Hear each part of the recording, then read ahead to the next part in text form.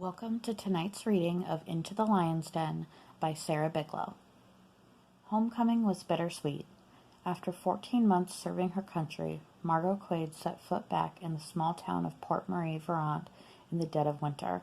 At present, she sat in the front seat of her car, a beat-up Honda, staring at the imposing structure that was the Nesbit home. With a large circular driveway and a columned front porch, it screamed wealth. Margot was never much for such obvious signs of money, but she'd accepted the dinner invitation from Derek Nesbit as a former brother-in-arms. The heater blasted stale air into Margot's face, making the strands of her blonde bob flutter under her nose and into her mouth. Time to brave the elements and the gaudy exterior, meet her friends' relatives. It was just dinner. Snow fell outside her window in thick flakes as she donned a hat. After climbing out of the car, she raced up the driveway, careful of her footing.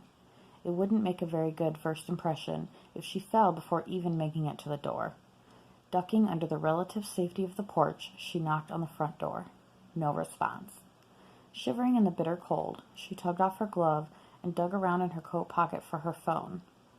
Maybe I got the date or time wrong. The excessive heat of the Middle East threw off her New Englander sensibilities. Her exposed fingers turned red in a matter of seconds. She flipped to her calendar and found that she had not gotten the date or time wrong. Something seemed off. She knocked again. She was about to peer through one of the fogged-over front windows when the door squeaked on its hinges and opened inward. An older Latina woman with graying temples studied Margot in silence.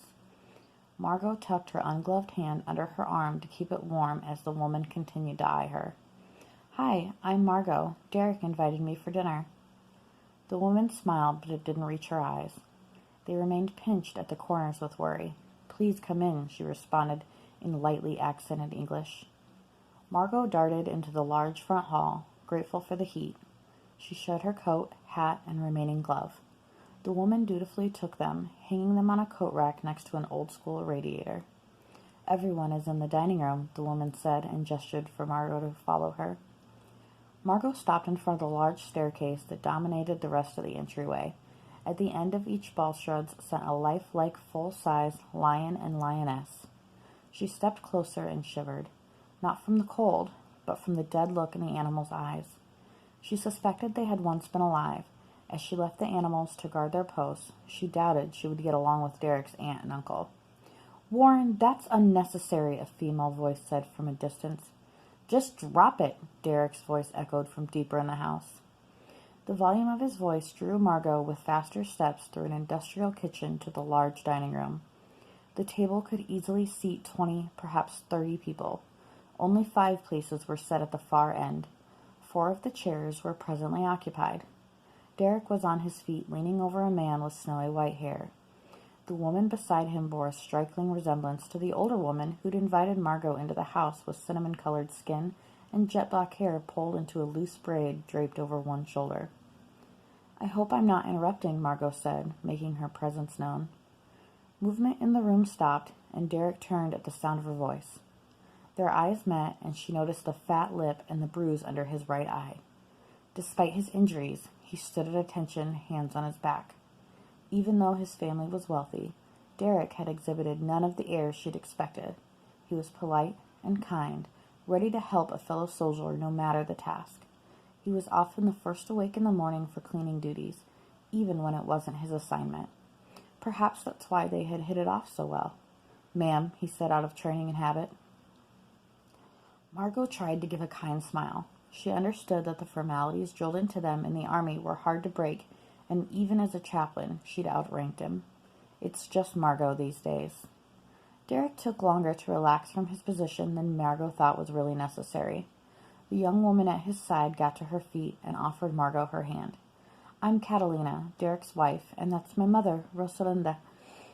Derek hadn't stopped talking about his fiancée, Kat, while he and Margot had been completing their deployment.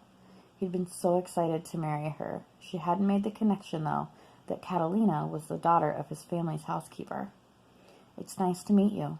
Derek talked about you all the time." Catalina smiled and let out a soft giggle. "Only good things, I hope." "Always. I'm sorry I missed the big day," Margot replied. Neither Derek nor Catalina responded to her statement. Mrs. Nesbit stood and rounded the end of the dining table to greet Margot. "Leave it to my nephew to not introduce us to his guest. I'm Mary Ellen Nesbit, and this is my husband Warren. You can call me Mary." Warren Nesbit, upon closer inspection, was far heavier set than Margot would have imagined, even from the stories she'd heard as a child. He'd always been an imposing man in great health. He looked more like an ordinary man in his 60s, having fallen victim to the ravages of time and aging. "Margot Quade." Mary arched a brow in her nephew's direction. "So, this is the Reverend you've been talking about for months at church?" Margot blushed. He really shouldn't have. Serving as a chaplain had given her a purpose, one fostered from growing up in the church.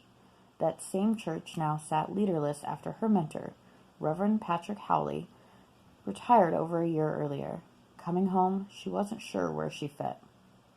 "There's no one better for the position, and you know it," Derek argued. Derek believed Margot was perfect to take over leading the Christian portion of the new interfaith church, a sentiment Reverend Howley shared. Margot didn't object to leading a congregation if it turned out to be God's path for her. "Derek mentioned you helped to keep up morale overseas," Mary said. Margot couldn't deny she and Derek had bonded during their time abroad. She regretted that the difference in their upbringing, Mary and Warren raised Derek on the wealthier side of town, meant they'd only connected as adults. "Enough of this religious talk. It's time to eat," Warren barked, not moving from his chair. Rosalinda, eyes cast downward, disappeared into the kitchen and carried out plates of roasted winter squash and carrots. Next came perfectly formed dinner rolls and a platter of white fish. Last she brought out a bottle of red wine, setting it by Warren's place. "Aren't you joining us?" Margot asked as Rosalinda beat a hasty exit out of the room. "The help doesn't eat with us," Warren answered abruptly as he struggled to free the cork from the wine bottle. Margot bristled at his words. She couldn't fathom how Derek had grown up under this man's guidance and turned out so differently. She sat beside Catalina and leaned close. She whispered, "Is he always like this?" Since Derek came back. Decorum dictated that Margot accept the food offered by her host, but she barely ate anything. The tension in the room was too uncomfortable for her liking. Something was wrong in this house. "So, did you see combat like Derek?" Mary asked as Rosalinda carried out a carafe of coffee. "Aunt Mary, you can't ask things like that," Derek said quickly. "Well, you haven't told us much about what she actually did, or what you did for that matter." "Careful, Mary. You'll trigger his post-traumatic stress," Warren snickered. Derek's fist tightened around the coffee cup in front of him. Margot had seen the telltale signs before, and not just in her fellow soldiers. She'd woken up in cold sweats in the middle of the night since her return home, swearing she'd heard a noise that could have been a bomb. She understood why Derek had been slim on the details of his service. There were some things that one didn't share with civilians, and others that civilians couldn't understand without being there in the moment. "I didn't see much combat, no, but I saw the aftermath," Margot said in a measured tone. Just enough to give a response, but not enough to divulge their shared history. "Well, Derek mentioned you saved his life. Thank you. Thank you for getting my husband back to me safely," Catalina said with a sincere look. "It wasn't just me, but you're welcome." Without warning or ceremony, Warren stood unsteady on his feet and teetered out of the room. The moment he was out of earshot and sight, the remaining Nesbits relaxed. Mary disappeared into the kitchen, returning with Rosalinda behind her carrying a dinner plate. She sat beside her daughter and ate in silence. "I'm very sorry you had to see my husband like that," she said to Margot. "He's turned into such a prick," Derek said. "He didn't used to be like this," Mary said, as if her nephew hadn't spoken. "I think Derek going away overseas took a toll on him." "He wouldn't be the first family member to exhibit strain from a soldier's absence. I know that feeling. War can be difficult on families. Did he ever serve?" "Uncle Warren?" Derek scoffed and rolled his eyes. "Yeah, right. He never worked a day in his life. I know I didn't exactly act like it, but our family money goes back a long way. Everything you see here, he inherited." Derek stood up, breathing heavily, before storming out of the room. Margot watched him go in shock. Catalina gave Margot a brief apologetic look and then followed her husband. They left Margot alone with Rosalinda and Mary. Mary studied the contents of her coffee cup in silence, refusing to acknowledge Derek's tirade. Their attitudes and behavior made Margot wonder whether they had actually been to church of late. Perhaps they needed to be around people who shared their beliefs. He wasn't happy about their wedding, Rosalinda muttered so softly Margot almost missed it altogether. Why not? Margot asked. Mary spoke up. Warren thought they should have a traditional church wedding. It's what we had, and since we had no children of our own, he never had the opportunity to host it. He felt cheated. They went to the town hall, just the two of them. No minister, witnesses, or anything, Rosalinda explained, her voice growing stronger. Warren was furious, Mary added. The tension within the ranks made sense. From the little interaction she'd had with Warren, Margot could pin him as the type of man who wouldn't easily give up control of situations and people in his orbit. Having his nephew, someone he viewed like a son, marry in a manner he didn't approve of would make him upset. That's not the only reason he is angry, Rosalinda added, her voice softening again. Why else would he be upset? Margot probed. He isn't happy that Derek married the daughter of the help. Margot believed Rosalinda's statement, given Warren's reference to the help. Perhaps this was a test to see if she could counsel this family through this troubling time. Maybe this was God's way of showing her she had a purpose in Port Marie.